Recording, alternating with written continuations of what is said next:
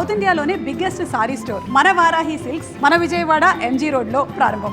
నమస్తే, welcome to it's TV. So నాతో పాటు బీఆర్ఎస్ నాయకులు రాకేష్ రెడ్డి ఉన్నారు. సో ముఖ్యంగా నిన్న రేవంత్ రెడ్డి చేసిన కామెంట్స్ కూడా మొత్తం కూడా చర్చనీయాంశమైంది. సో బీఆర్ఎస్ ఎమ్మెల్యేల గురించి, పార్టీ ఫిరాయింపు ఎమ్మెల్యేల గురించి క్వశ్చన్లు అడిగితే సో వాళ్ళు మేజర్స్ కదా, సో మరి మేజర్స్ వాళ్ళు చెప్తున్నారు కదా మేము బీఆర్ఎస్లోనే ఉన్నామని, మళ్ళీ నన్ను అడుగుతున్నారు ఏంటి అంటూ కూడా కామెంట్ చేసిన పరిస్థితి ఉంది. సో ఏదైతే స్పీకర్ తీసుకున్న నిర్ణయాన్ని కూడా మరి ఎలా చూస్తారు ఏంటి అనేది మాట్లాడదామన్నా. నమస్తే ముందుగా. సో ఎట్లా చూస్తారు నిన్న స్పీకర్ నిర్ణయం కావచ్చు, రేవంత్ రెడ్డి కామెంట్స్ కావచ్చు, నిన్న ఎట్లా చూస్తారు? రేవంత్ రెడ్డి గారి మాటలకు అర్థం పర్థం లేదండి. ఆయనే చెప్పి నన్ను ఎవరు నమ్ముతలేడు, నన్ను దొంగను చూసినట్టు చూస్తానని చెప్పి. కాబట్టి ఆయన మాట్లాడిన మాటకు కూడా పెద్ద విలువ లేదు.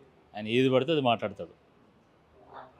ఆయన ఏమంటాడు, ఆ 9 మంది మన ఎమ్మెల్యేలు కాంగ్రెస్ పార్టీలో లేరు, వాళ్ళు బీఆర్ఎస్నే ఉన్నారని మాట్లాడుతాడు కదా. ఓకే, మరి కాంగ్రెస్ కండువా ఎందుకు కప్పుకుంటానండి? వాళ్ళు గాంధీ భవన్కి ఎందుకు పోతాను, తెలంగాణ భవన్కి ఎందుకు వస్తలేరు, వాళ్ళు పింకు కండువా ఎందుకు కప్పుకుంటలేరు? దీనికి సమాధానం ఉందా రేవంత్ రెడ్డి గారి దగ్గర?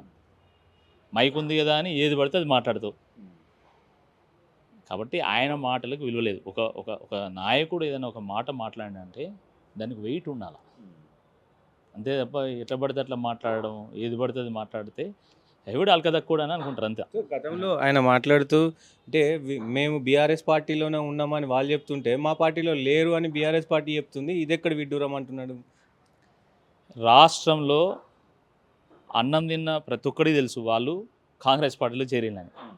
కానీ పాపం స్పీకర్ గడ్డం ప్రసాద్ గారు అన్నం తింటాడా గడ్డి తింటాడా మాకు ఏది అర్థం అవడం లేదు. ఎందుకంటే అంత అడ్డమైన తీర్పులు ఇస్తాడు ఆయన. వాళ్ళు కాంగ్రెస్ పార్టీలో చేరినట్టుగా స్వయంగా వాళ్ళ సోషల్ మీడియా హ్యాండిల్స్లో పోస్టులు పెట్టుకున్నారు. మీడియా రిపోర్ట్ చేసింది, అందరు రిపోర్ట్ చేసిండ్రు. కాంగ్రెస్ పార్టీ సమావేశాలలో పాల్గొంటారు, వాళ్ళు కాంగ్రెస్ పార్టీ అభ్యర్థులకు ప్రచారం చేస్తారు, వాళ్ళ సర్పంచ్ అభ్యర్థులను పెట్టి మరీ ప్రచారం చేసిండ్రు. అయినా కూడా వాళ్ళు ఇంకా బీఆర్ఎస్లో ఉన్నారు అంటారు. మరి వాళ్ళు బీఆర్ఎస్లో ఉంటే రావాలి, మరి తెలంగాణ భవన్కి రావాలి, మా ఎమ్మెల్యేలు అందరూ వస్తున్నారు, మరి వాళ్ళు ఎందుకు రావడం లేదు? ఎల్లుండి కేసీఆర్ గారు రాష్ట్ర కార్యవర్గ సమావేశం పెడుతున్నారు ఇదే తెలంగాణ భవన్లో. దమ్ము ఉంటే, మీరు నిజంగా మీలో నిజాయితీ ఉంటే, మీరు నిజమైనటువంటి నాయకులే అయితే రండి, మరి తెలంగాణ భవన్ రండి, మేము స్వాగతిస్తాం, పింకు కండువా కప్పుతాం, కూర్చోండి మంచిగా మాతో పాటు. ఎందుకు కూర్చుంటలేరు? ఒక పాయింట్ మాట్లాడుతున్నారు, కాంగ్రెస్ పార్టీ నాయకులు గుడిని మింగుతారు, గుడి లింగాన్ని కూడా మింగుతారు. ఎందుకంటే వాళ్ళు పార్టీలో కాంగ్రెస్ పార్టీలో చేరినా కూడా మేము చేరలేదు అని చెప్పి ప్రజల్ని మోసం చేశాం. ఇప్పుడు ఏకంగా కోర్టును కూడా మోసం చేయడానికి ఈ డ్రామా ఆడుతున్నారు. కోర్టును కూడా మోసం చేయడానికి వాళ్ళు ఇంకా చేరలేదు అని చెప్పి స్పీకర్ గారు తీర్పిస్తారు. స్పీకర్ గింత తెలియక కూడా అంటే నాకు అర్థం కాదు. రాష్ట్రంలో పిల్లగాన్ని అడిగినా కూడా చెప్తాడు. వండ్ల కృష్ణమోహన్ రెడ్డి గారు ఎక్కడ చేయనీళ్ళు, ప్రకాష్ గౌడ్ గారు ఎక్కడున్నారు, కడియం శ్రీహరి గారు ఏ పార్టీలు ఉన్నారు అని అడిగితే చిన్న పిల్లగాని చెప్తారు. గడ్డం ప్రసాద్ గారికి ఇంత ఇది అర్థమవుతలేదు. దీనికి ఇన్ని నెలలు కావాలన్నా అంత తెలియదు కూడా మనకెందుకండి స్పీకర్? నాకు అర్థం కాదు. ఏం ఆధారం లేదు? ఏం ఆధారం కావాలి నీకు? అసలు ఆధారం కాదు, ఆధారం లేదు కదా, నీకు తెలివి లేదని అర్థం అంతే. నేను డైరెక్ట్ చెప్తాను, స్పీకరు ఎన్నడూ స్పీకింగ్ చేసింది లేదు. ఎప్పుడన్నా స్పీకింగ్ చేస్తే ఈ అడ్డబిడ్డ అయినటువంటి మాటలు తప్ప ఏం లేదు.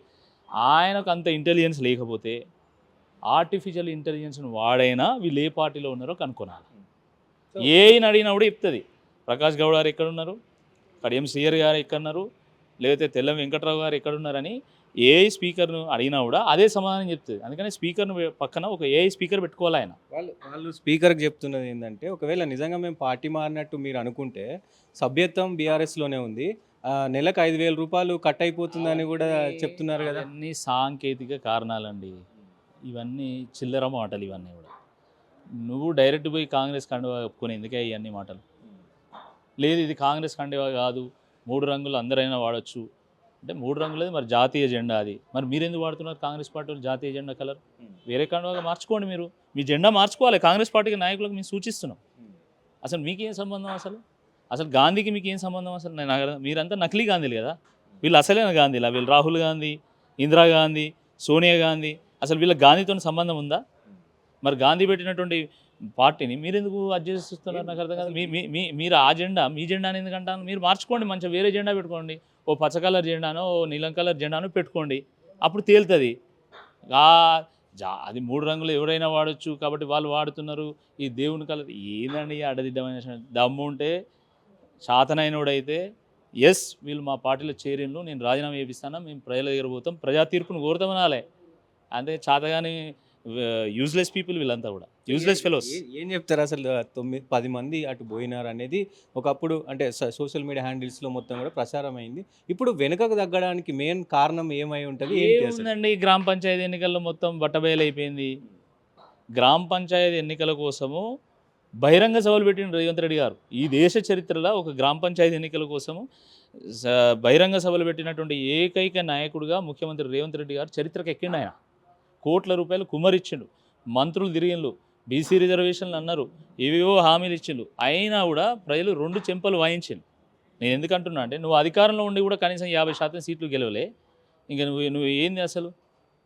నీళ్ళు లేని బావి చూసుకొని దుంకాలి నిజంగా చెప్పాలంటే. ఎందుకంటే గతంలో బీఆర్ఎస్ పార్టీ అధికారంలో ఉన్నప్పుడు కనీసం 10% కూడా ప్రతిపక్షాలు గెలవలే. ఈరోజు బీఆర్ఎస్ పార్టీ ఇంకా ఇతర ప్రతిపక్షాలు కలిసి 50% పైగా గ్రామాలు గెలిచిండ్రు. ప్రతి 2వ గ్రామంలో ఈరోజు ప్రతిపక్షాలు గెలిచినాయి. మరి నువ్వు చేసింది ఏముంది, నువ్వు పొడిచింది ఏంది, నీ అసలు రిజల్ట్ ఏంది? ప్రజలు నీ పట్ల విశ్వాసం ఏంది? ఈ మాత్రం గెలిస్తే అది ఏంటంటే కాంగ్రెస్ పార్టీలో అక్కడక్కడ ఉన్నటువంటి నిజమైనటువంటి నాయకులు ఉన్నారు, కొంతమంది ఉన్నారు కాబట్టి వాళ్ళకు ఓట్లు వేసింది. కొన్ని చోట్ల డబ్బులు పెట్టి గెలిచింది, కొన్ని చోట్ల మాయమాటలు చెప్పి గెలిచింది. లేకపోతే నీకు ఆయనతో 50% కూడా రావు.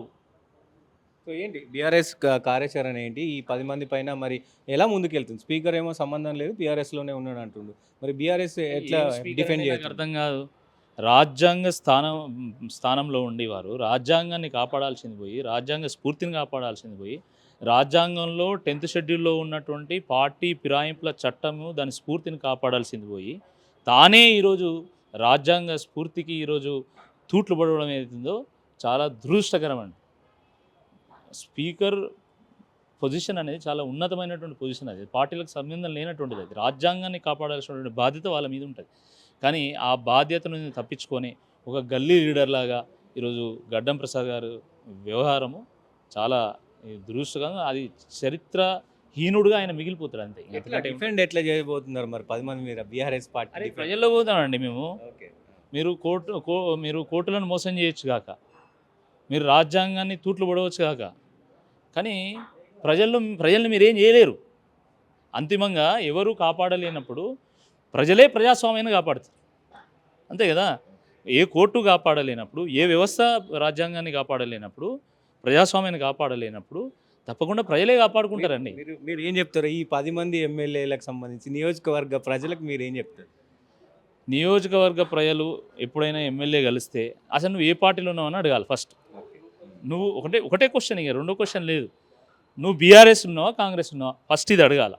అడిగితే వాళ్ళని సమాధానం చెప్తే చాలు. ఇక వాళ్ళు సమాధానం చెప్తే మీరు వాళ్ళ నాయకులుగా గుర్తించండి, లేదంటే తన్ని తరమాల్సిందే ఈ సందర్భంగా మేము విజ్ఞప్తి చేస్తున్నాం, పిలుపునిస్తాం. సో ఇది రాకేష్ రెడ్డి చెప్తా ఉన్నారు. దీనికి సంబంధించి పూర్తిగా అంటే ఒక స్పీకర్ ఏదైతే ఆయన ఉత్తర్వులు జారీ చేసిండో, క్లీన్ చిట్ ఇచ్చినాడో 5 మందికి కావచ్చు, మిగతా వారికి కూడా అంటే సంబంధం లేదన్నది వస్తున్న ఇది కావచ్చు, మొత్తం కూడా ఇది అప్రజాస్వామ్యం అంటూ కూడా వాళ్ళు చెప్తా ఉన్నారు. బీఆర్ఎస్ దీన్ని తీవ్రంగా ఖండిస్తుందని చెప్తా ఉన్నారు. సో చూద్దాం మరి ఏం జరుగుతుంది. ఈరోజు సుప్రీంకోర్టులో ఇప్పటికే వాదనలు ప్రతివాదనలు నడుస్తూ ఉన్నాయి. మరి సుప్రీంకోర్టు ఏం చెప్పబోతుంది, గవర్నర్ ఏం డిసిషన్ తీసుకోబోతున్నారు ఫైనల్గా అనేది చూడాల్సిన అవసరం అయితే ఉంది. కెమెరామెన్ లోకేష్తో సతీష్, హైదరాబాద్, బీఆర్ఎస్ భవన్.